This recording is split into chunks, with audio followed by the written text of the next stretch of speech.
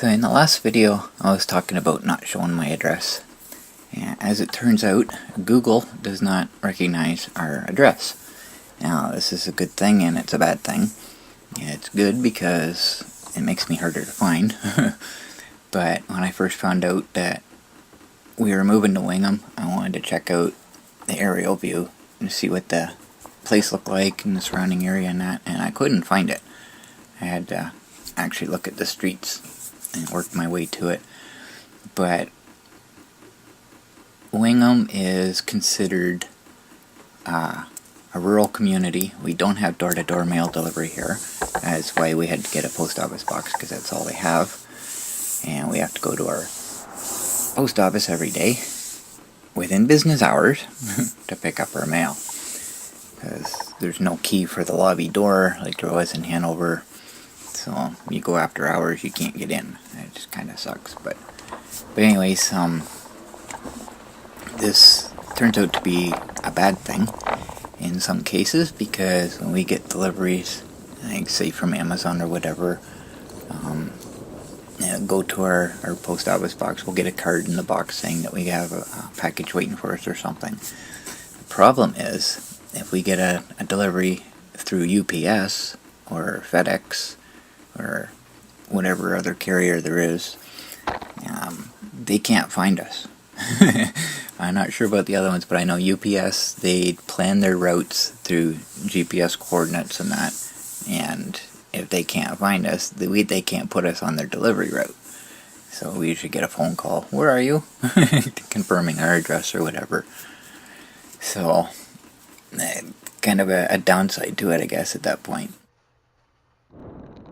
So I'm going to stray off topic of today's video for a second. I was going to mention this in the last video, I kind of forgot about it. I've been watching them build this building here, and there's no signs on the fence stating what it's going to be. So as I'm watching it, I'm kind of trying to decide what it's going to be. My first thought was a restaurant, but the doors are just not big enough, in my opinion, and just the way the windows are situated, it doesn't seem like that's what it's going to be. So I'm going to keep trying to figure it out.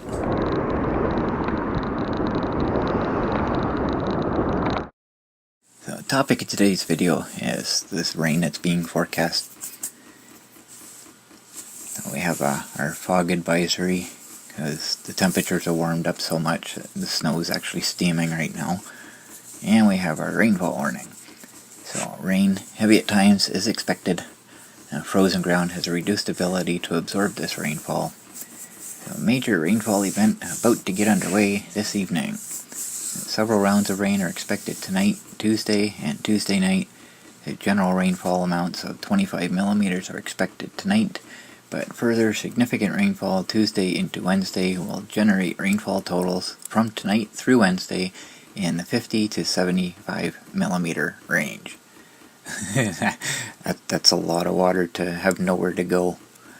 So this wet, record mild spell is attributed to a series of low pressure systems moving along a warm front draped across the lower Great Lakes. A cold front will arrive on Wednesday, announcing an end to the rain.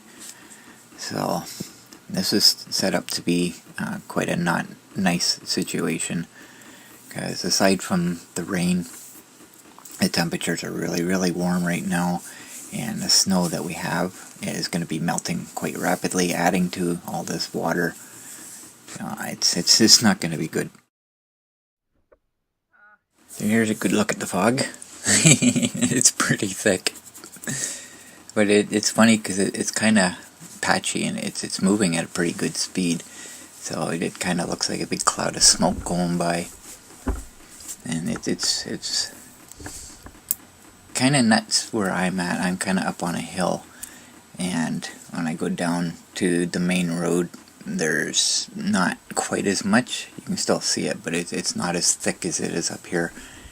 And when I went out, I thought it cleared up a little bit, but when I came home and go back up the hill, the fog's still just as thick.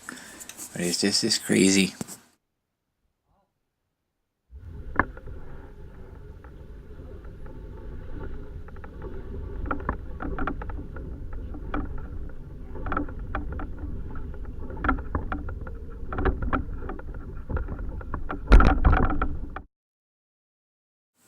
Here's a good example. Sitting here waiting for someone. It's a big snow pile in the background there. Yeah, that's how quickly our temperatures warmed up.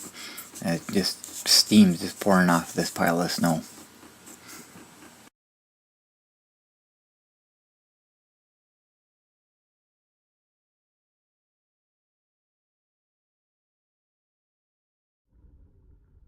So now I'm back at home. I'm back up on the hill. As you can see, the fog's just as thick up here as it was when I left. Now I have a new problem. The driveway is mud. We had an insane amount of rain. We had like torrential downpours again. And everything is just softened up. It's almost worse than trying to drive through snow. It's just crazy. Yeah, another issue I have is the lack of having a garage door is allowing the fog to flow through, because the back door, it's like a walk-through door, but it doesn't have a latch on it. So it's got a, I'm not sure what you'd call it, but you can put a lock on it. But I don't have any lock right now or anything to do. It's just kind of pulling it closed, so it's just kind of hanging free. And it's kind of open a bit, so the fog's going into the garage and out the back door, and everything inside the garage is wet right now. So I'm not exactly sure what to do about that.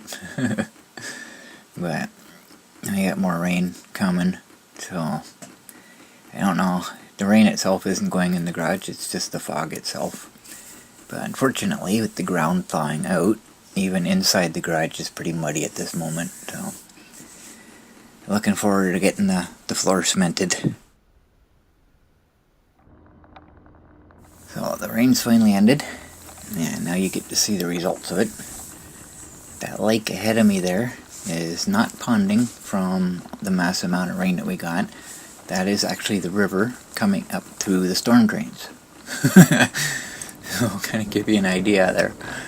The river right now is actually higher than the street level at that point. I gotta kind of take a detour through a muddy parking lot here.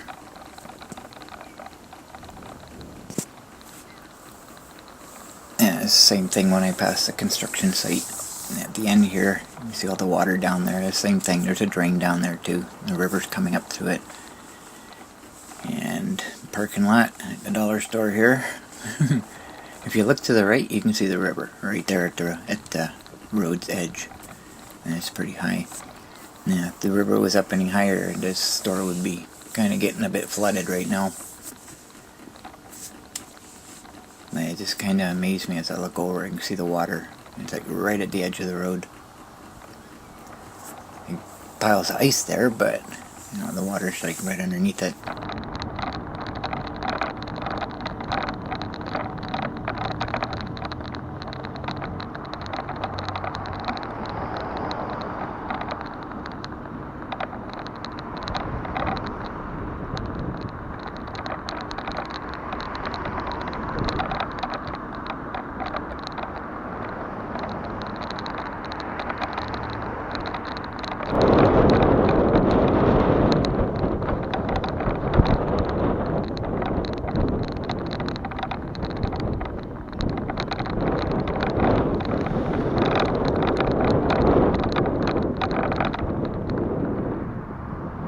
Now I know you can't tell, but this is a lot of water. The river is up at least 20 feet from its normal height, and that whole area out there is usually grassland. That's a floodplain, and it's all like 20 feet deep. That's a lot of water. Yeah, if it was about a foot higher, it'd probably be on the road right now. I kind of wish I'd cross the street to get a closer look at it. So I have no experience with Wingham floods. I don't know if this is normal or if this is excessive.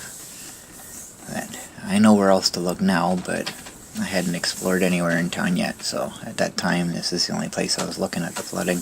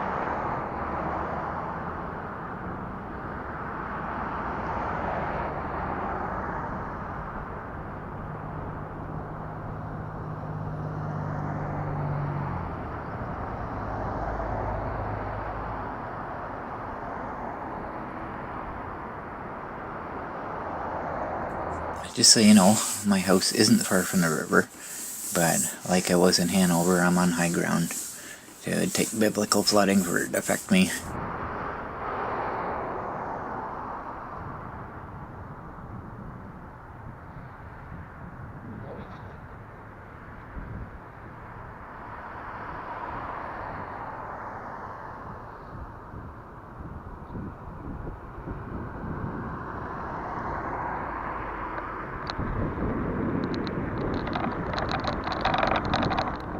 Unfortunately, these buildings weren't so fortunate.